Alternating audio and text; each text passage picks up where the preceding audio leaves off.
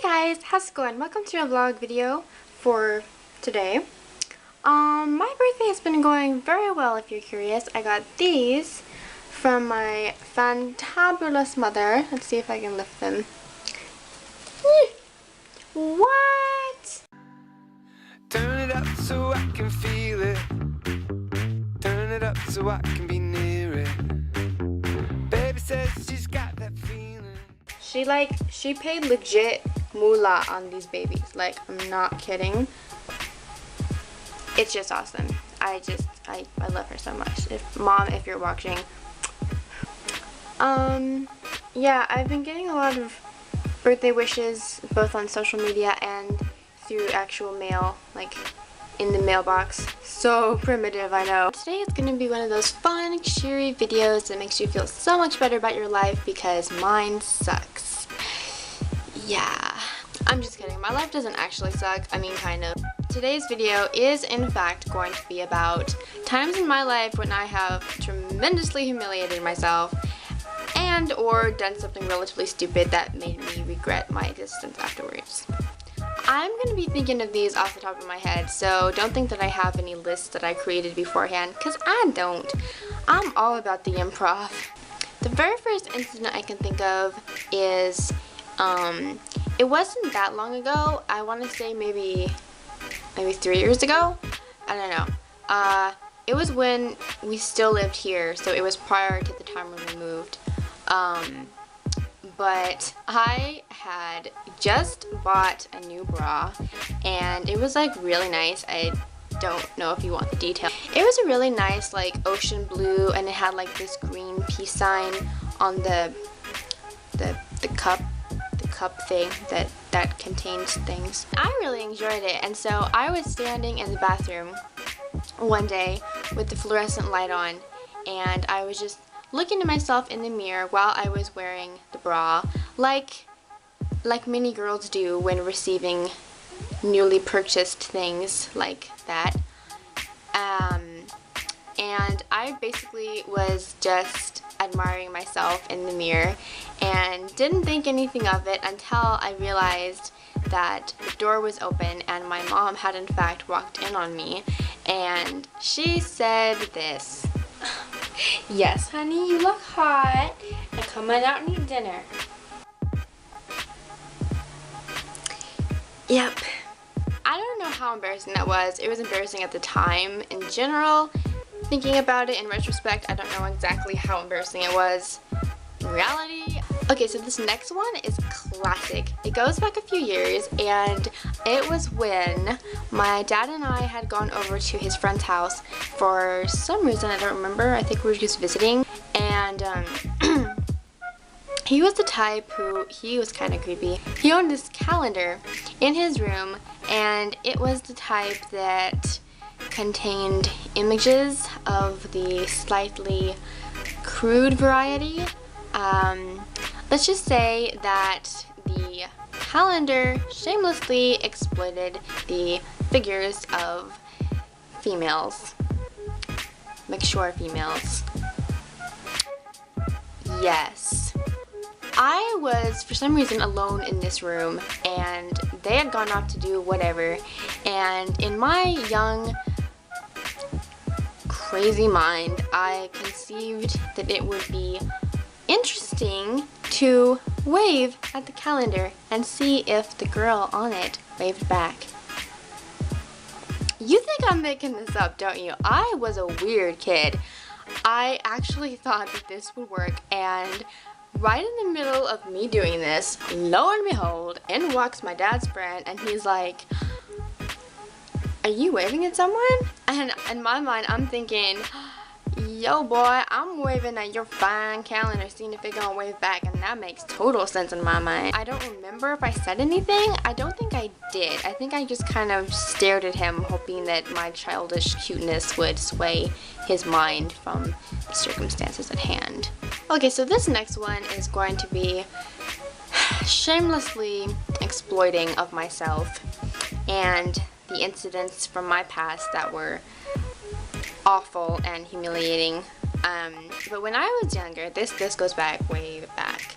to when I was maybe 7 or 8. When I was 7 or 8, when I went to bed, I would lie there and I would pretend that somebody else was with me in the bed, somebody of the opposite gender. And let's just say that I would lie there envisioning the future I hoped for myself with a mate. My dad and I, when we lived in our old house, we had this tradition. Pretty much every night we would go upstairs, and I just loved our upstairs bedroom at our old house. I have no idea why. It was like a huge room, like the whole upstairs was just one huge room. And I know that sounds kind of weird, but we lived in a really small house. Anyways, it was awesome. It was really messy, but it was really awesome too. I don't know why. Just as a kid, I saw it as some fantasy land with all kinds of treasures that were awaiting me. But anyways, there was this huge bed in the middle of the room, and I would sit on it because that was pretty much the only clean spot in the room. And I would just sit on the bed and I'd like play with my toys and stuff. And on a fairly regular basis, I would request that my dad go in the walk-in closet and just occupy himself. And while he did that, I would lie in the bed and do my thing, envisioning my future. I'm realizing that I was a very thwarted child. It's all my parents' fault. So this next one, I think I have mentioned in previous videos, or at least in one video. I can't remember if it got deleted or not. Probably, so I'll just say it again. As you know, I'm extremely socially awkward. That's right, I put it in my socially awkward video. Yeah. But I had these 3 friends when I was younger. This dates back, way back as well. I was probably 8 at the time. As in the previous story.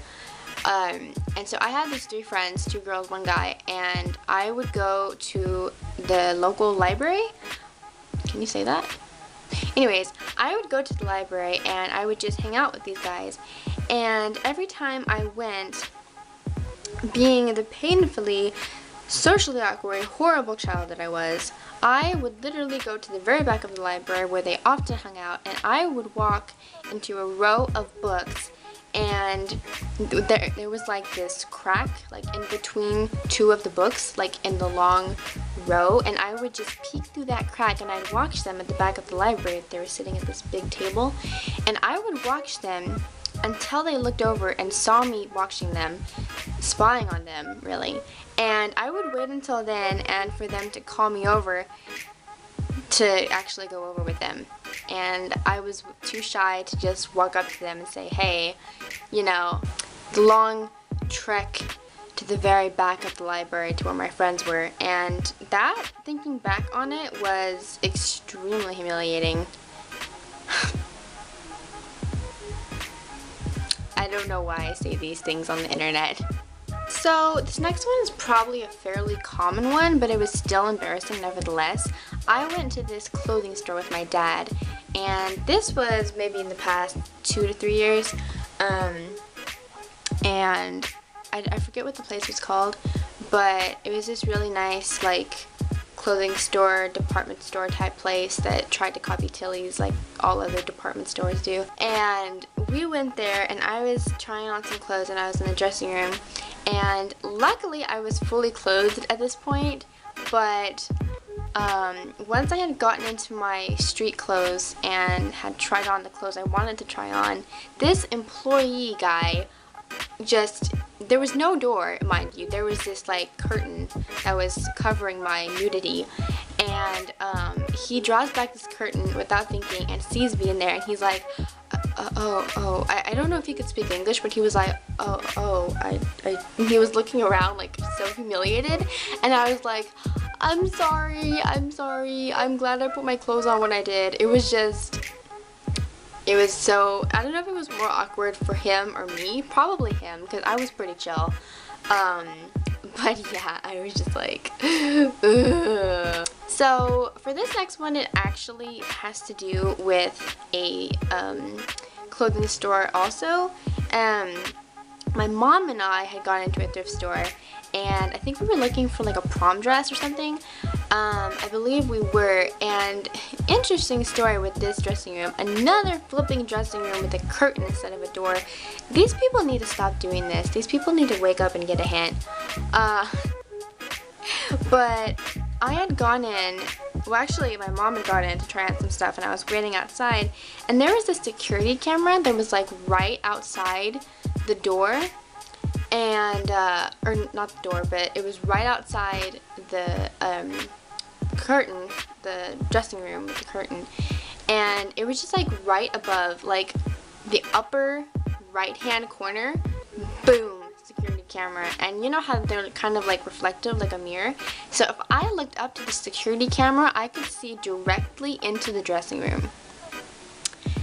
So once my mom had gotten out and we had gone to try on some more stuff, we came back and we had to wait because there was this elderly woman inside. And yeah, you can imagine where I'm going. I looked up to that security camera and I saw elderly female flesh, shamelessly exposed, horrifying to the eyes, and I was traumatized ever since. So for this last thing, I don't know if it wasn't really humiliating, but it was just scary. And I just thought of it right now while I was recollecting awkward experiences in my past. There was a time, it was in summer, and it was a few years ago, several years ago actually. I went over to my aunt's house, and she had a swimming pool, and I can't swim. I'm just gonna fess up right now, I cannot swim. And so every summer we would go over and we'd have pizza and stuff, and we actually haven't gone over for a while. I just thought of that. It's kind of sad. But anyways, she had this just big pool, and her husband's a doctor, and she's got like this split up pad, and she's like living the American dream, and you know what I'm saying, like her place is just, it's posh, you know, and it's lit. So we would go over every summer, and we would go in her pool, and I would always kind of like just sit, you know, like on the edge, like with my feet in the water. I'd wear like a bathing suit, but my feet were in the water.